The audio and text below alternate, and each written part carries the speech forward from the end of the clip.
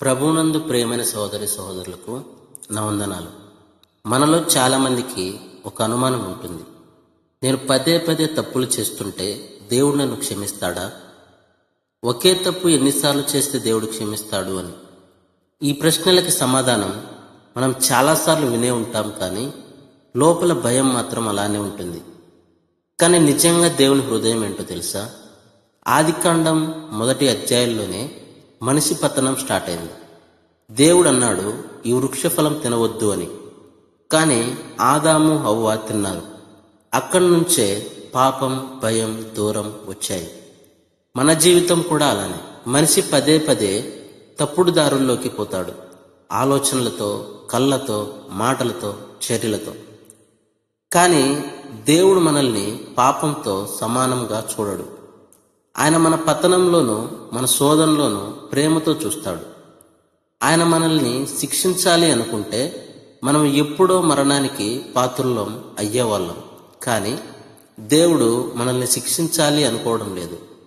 ఆయన మనల్ని తిరిగి లేపాలి అనుకుంటున్నాడు. సూటిగా చెప్పాలంటే మన తప్పు ఎంత గొప్పదైనా ఆయన క్షమ, దయ మరింత గొప్పది. లూకా 15వ అధ్యాయంలో తండ్రిని వదిలి వెళ్ళిన చిన్న కొడుకు యొక్క కథను గుర్తించుకో.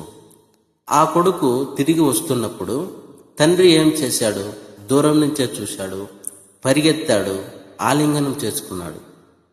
అలాగే దేవుడు నీ పతనం చూసి తిరస్కరించడు.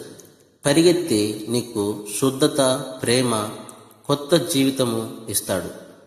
1వ యోహాను 1:19 చెబుతుంది, మనము మన పాపములను అంగీకరిస్తే ఆయన నమ్మదగిన వాడును, నీతిమంతుడును గనుక ఆయన మన పాపములను క్షమించి సమస్త దుర్నీతి నుండి మనలను పవిత్రులుగా చేయును అని.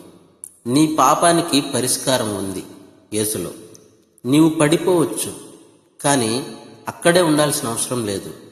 నీవు ఎన్నిసార్లు పడిపోయినా దేవుడు నిన్ను చూచి కోపపడడు. ఆయన నీ వైపు చూస్తున్నాడు, తిరిగి రావాలని. నీవు నీ తల వంచి ఆయన వైపు తిరిగినప్పుడు ఆయన నిన్ను తిరస్కరించడు, స్వీకరిస్తాడు. మనం చేయాల్సిందల్లా ఒక్కటే. సామెతలు 28:13 ప్రకారము మన పాపములను దేవుడు క్షమించిన తర్వాత మరలా వాటి జోలికి వెళ్లకుండా ఉండడమే. ఇదే బ్యాక్ టు ఈడెన్ యొక్క లక్ష్యం. మన పతనాల నుంచి దేవుని సన్నిధిలోకి తిరిగే ప్రయాణం. మీరు ఈ సందేశం నుండి దేవుని ప్రేమను తెలుసుకున్నట్లయితే లైక్ చేయండి, సబ్స్క్రైబ్ చేయండి. ఇంకా అనేక మంది మనతో కలవాలి, దేవుని దగ్గరకు తిరిగి రావాలి. Back to Eden, return to his presence.